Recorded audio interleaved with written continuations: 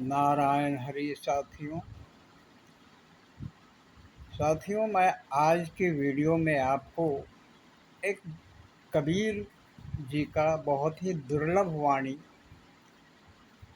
जो शायद आप लोगों ने जीवन में पढ़ा भी होगा, उसका वास्तविक अर्थ समझाने का प्रयत्न कर रहा हूँ।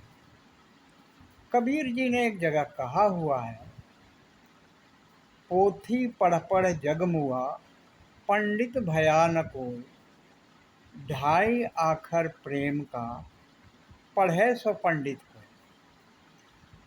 इन पंक्तियों में कबीर जी क्या कहना चाहते हैं, ये बहुत ही कम लोगों को ज्ञात है।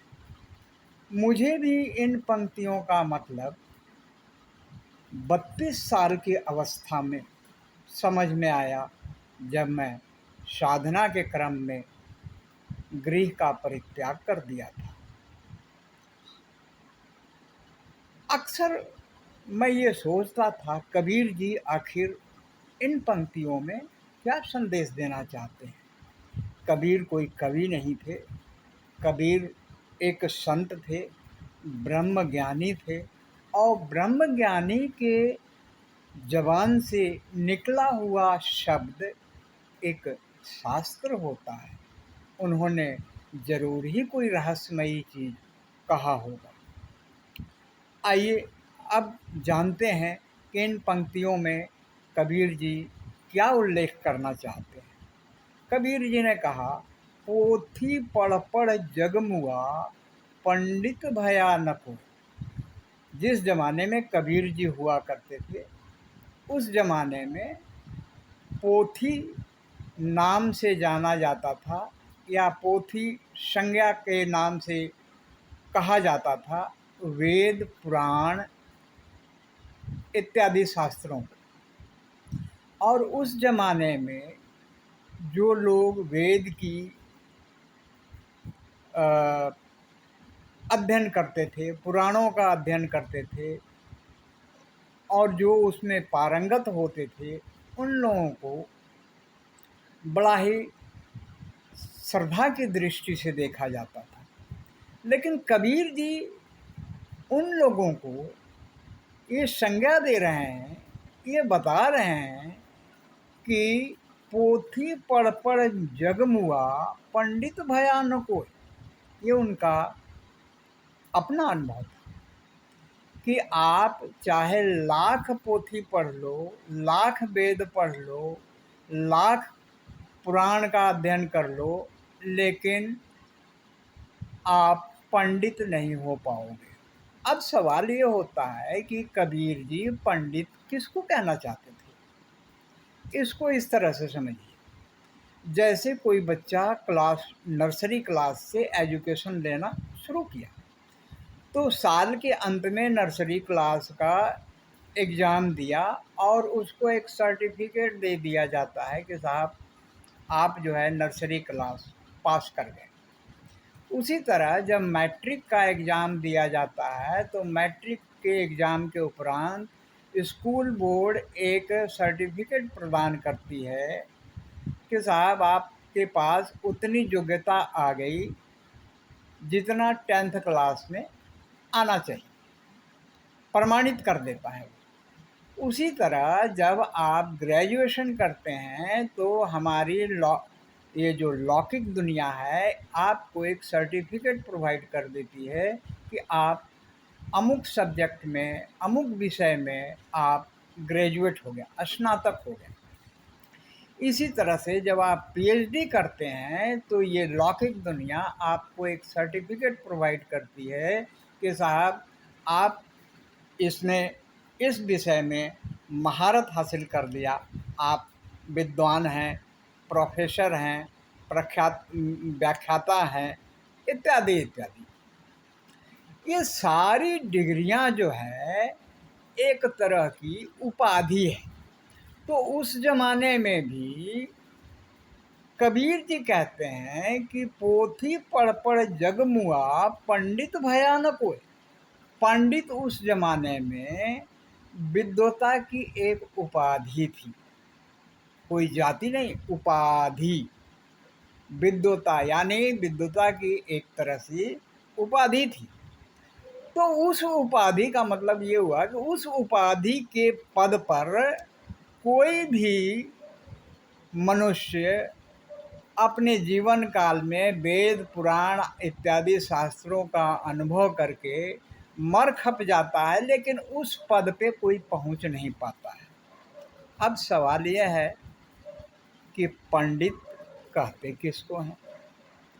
तो कबीर दास की संदेश में पंडित ये था कि सपोज दैट आप इतने शिक्षित हो गए, इतने शिक्षित हो गए कि ब्रह्मांड का कोई भी ज्ञान, ब्रह्म का कोई भी ज्ञान, प्रकृति का कोई भी ज्ञान आपसे वंचित न रह गया। इससे बड़ी उपाधि वो नहीं मानते थे और इस उपाधि को ही उन्होंने पंडित नाम दिया था। क्योंकि एक आत्मज्ञानी, एक ब्रह्मज्ञानी के पद पर जब आदमी पहुंच जाता है तो उसके लिए फिर इस ब्रह्मांड में कोई भी चीज़ शेष नहीं रह जाता जानने के लिए। दूसरे पंक्ति में उन्होंने ये कहा कि ढाई आखर प्रेम का पढ़ै सो पंडित होए। यानी ढाई अक्षर ही अगर प्रेम पूर्वक पढ़ लिया जाए तो वह पंडित हो जाता, यानी उस पद पे वो चला जाता है जिस पद पे कबीरदास बैठे हुए हैं। ये उनका आत्मा अनुभव था। तो दोस्तों, हमारे मन में सवाल आया कि जिस ढाई अक्षर को पढ़ने के बाद मनुष्य उस लेवल पे चला जाता है, वो ढाई अक्षर क्या है?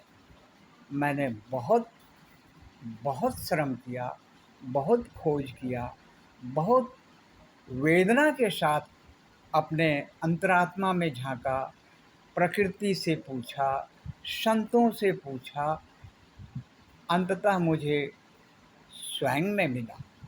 ये किसी स्कूल के टीचर, किसी कॉलेज का प्रोफेसर या कोई विद्वान आदमी हमको नहीं बताया, ये मुझे साधना काल में मिला, जो आप लोगों से शेयर कर रहा हूँ। वो ढाई अक्षर है, प्रेम और प्यार नहीं है।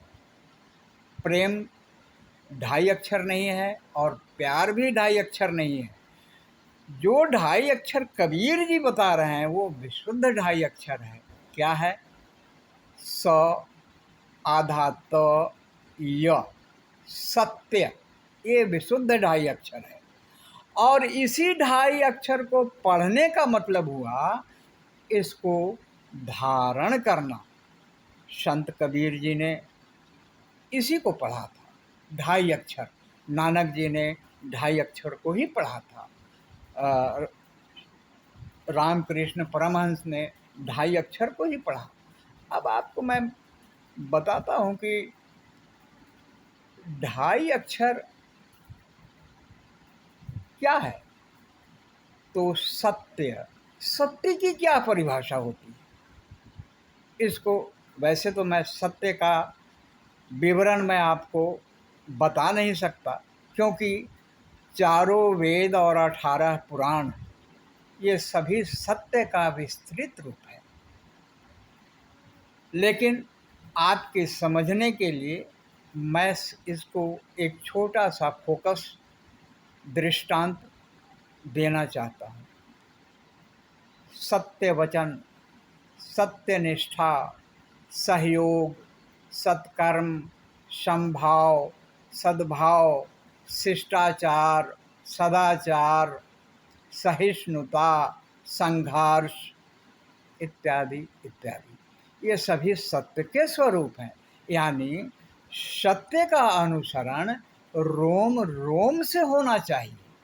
जब आप इस रास्ते पे चल पड़ेंगे तो आप सत्य को ग्रहण करना शुरू कर देते हैं और उसके बाद जो शक्ति आपको प्राप्त होती है वह बड़ा ही अद्भुत होती है। और यही शक्ति संत कबीर जी ने, संत नानक जी ने, रविदास जी ने इत्यादि गुरुओं ने अपने पास धारण किया था। और पढ़ाई क्या पढ़ा था? 2.5 अक्षर का।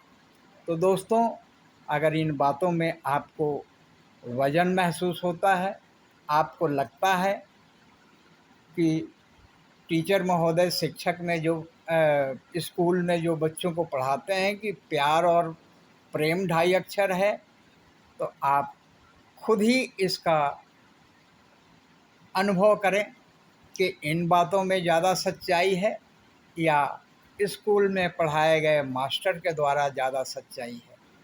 अतः ये वीडियो अगर आपको अच्छा लगा हो, ज्ञानवर्धक लगा हो, तो आप प्लीज़ इसको लाइक करें, शेयर करें और हमारे मानव जागृति चैनल को सब्सक्राइब करने का प्रयास करें। नारायण हरि।